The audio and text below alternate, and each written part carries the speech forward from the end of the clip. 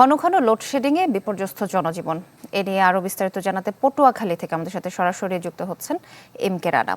রানা, আপনি তো এখন পটুয়াখালীতে আছেন, আমরা জানি যে আসলে লোডশেডিং সারা দেশের মানুষ ভোগান্তি পোহাচ্ছে, সেখানের কি অবস্থা? হ্যাঁ সোহেলি, সারা দেশের মতন পটুয়াখালী কিন্তু ব্যতিক্রম নয়। সেখানেও কিন্তু আসলে ঘন ঘন লোডশেডিং এ জনজীবন বিপর্যস্ত হয়ে পড়ছে।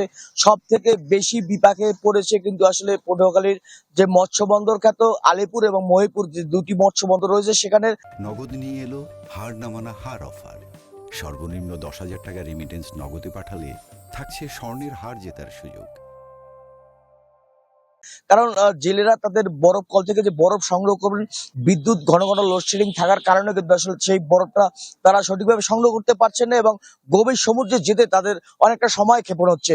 শৈলী আরেকটু যদি বলে রাখি, পটুয়াখালী পৌর শহরেও কিন্তু আসলে এই ঘন ঘন লোডশেডিং এর প্রভাবে কিন্তু আসলে যে পানির সংকট সেটি কিন্তু প্রকট আকার ধারণ করেছে। ফলে কিন্তু পৌর শহরের প্রায় 85,000 যে ভোটার রয়েছে এবং 85,000 যে পরিবার রয়েছে, সেখানেও কিন্তু তাদের একটা ভোগান্তি তৈরি হয়েছে। আমরা কথা বলছিলাম পৌর কর্তৃপক্ষের সঙ্গে, তারা বারবার যেমনটি বলছিলেন যে প্রতিনিয়ত কিন্তু আসলে পৌর শহরে জনসংখ্যা বৃদ্ধির প্রভাবে কিন্তু আসলে যে সংযোগ সেটি কিন্তু বৃদ্ধি হচ্ছে। সংযোগ বৃদ্ধি হওয়ার কারণে কিন্তু আসলে যে পরিমাণ পানি সরবরাহ করার কথা সে পরিমাণ পানি এখনো সরবরাহ তারা করতে পারছেন না।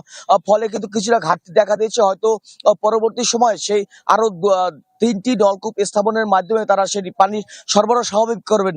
এছাড়া এই যে পানি ঘন ঘন যে লোডশেডিং সেটির প্রভাবে কিন্তু আসলে যে শিক্ষার্থীরা রয়েছেন, পরীক্ষার্থীরা রয়েছেন, তাদের কিন্তু বড় ধরনের ভোগান্তি তৈরি হয়েছে। কারণ দীর্ঘদিনের যে আসলে সবসময় যে বিদ্যুতের কারণে যে তাদের সুবিধাগুলো পেয়ে থাকেন, সেই সুবিধাগুলো এখন না পাওয়ার কারণে কিন্তু আসলে যে হেরিকেন জ্বালিয়ে কিংবা যে পাকার বাতাস করে তারা কিন্তু পড়াশোনা করতে হচ্ছে। ফলে সাধারণ মানুষের মনে বড় ধরনের একটা ভোগান্তি তৈরি হয়েছে। তারা আশা করছেন খুব শীঘ্রই এই বিদ্যুৎ সমস্যার সমাধান হবে এবং তাদের যে ভোগান্তি সেটি লাঘব হবে। এই ছিল প্রোটোকল থেকে সর্বশেষ। ধন্যবাদ আপনাকে।